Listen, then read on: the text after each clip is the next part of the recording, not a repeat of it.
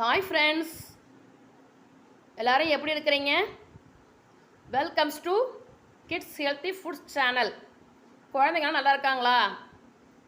Friends, நீங்கள் எல்லோரும் video பார்க்குறீங்க, நிறைய பேர் பார்க்குறீங்க, ஆனால் சப்ஸ்கிரைப் பண்ண மறந்துடுறீங்க. மறந்துடாமல் சப்ஸ்கிரைப் பண்ணிடுங்க ஃப்ரெண்ட்ஸ். நாம் இன்றைக்கி கோகோ மிட்டாய் எப்படி செய்கிறதுங்கிறதான் பார்க்க போகிறோம். வாங்க இப்போ வீடியோக்குள்ளே போகலாம். கோகோ மிட்டாய் செய்கிறதுக்கு நான் 200 கிராம் நிலக்கடலையை முதல்ல வறுத்து எடுத்துக்கிறேன்.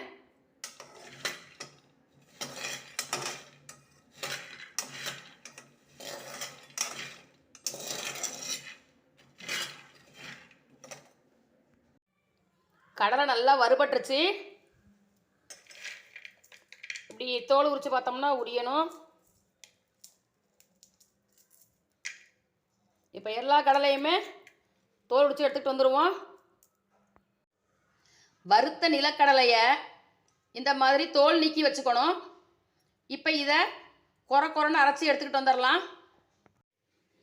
தோல் நீக்கின கடலையை இந்த மாதிரி கொரன்னு அரைச்சி எடுத்துக்கிட்டு வந்துட்டேன்.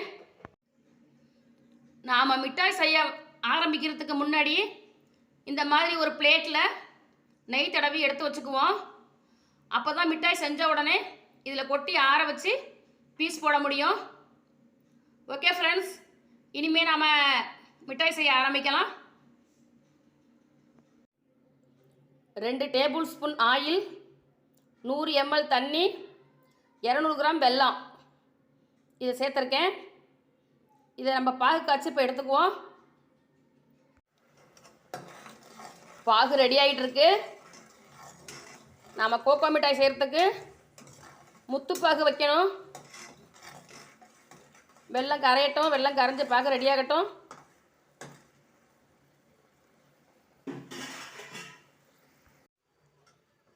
வெல்லம்லாம் நல்லா கரைஞ்சி பாகு ரெடி ஆகிட்டு இருக்கு.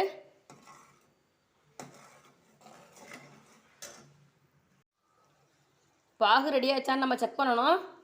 அதுக்கு இந்த மாதிரி ஒரு எவர் சில்வர் டம்ளரில் தண்ணி எடுத்துக்கிட்டு அதில் கொஞ்சோண்டு பாகை விட்டு பார்ப்போம்.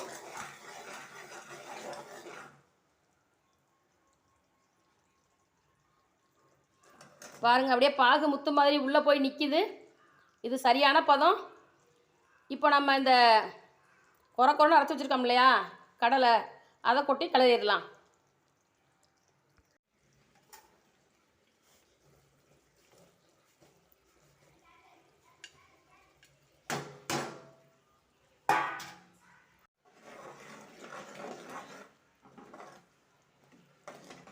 நான் இப்போ அடுப்பை சிம்மில் வச்சுருக்கேன். சிம்மில் வச்சு தான் கிளறணும்.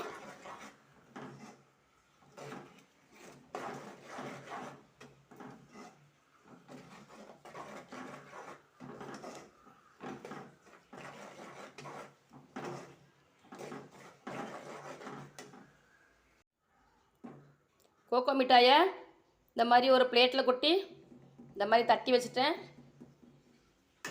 இது ஒரு 10 நிமிஷம் ஆறட்டும். கோகோ மிட்டாயை இப்படி கத்தியை வச்சு பீஸ் போட்டு வச்சுருக்கேன். இன்னும் ஒரு 1/2 hour ஆகட்டும். எடுத்து உடச்சி பார்த்துடலாம் எப்படி வந்திருக்குன்னு பார்ப்போம். பாருங்கள் ஃப்ரெண்ட்ஸ், நம்ம கோகோ மிட்டாய் அருமையாக அட்டகாசமாக அமைஞ்சிருக்கு. பார்க்கவே சூப்பராக இருக்குது. சாப்பிட்டோம்னா அதை விட சூப்பராக இருக்கும் போல் இருக்குது. பாருங்கள், பீஸ் எவ்வளோ அழகாக எடுத்து வருது பாருங்கள்.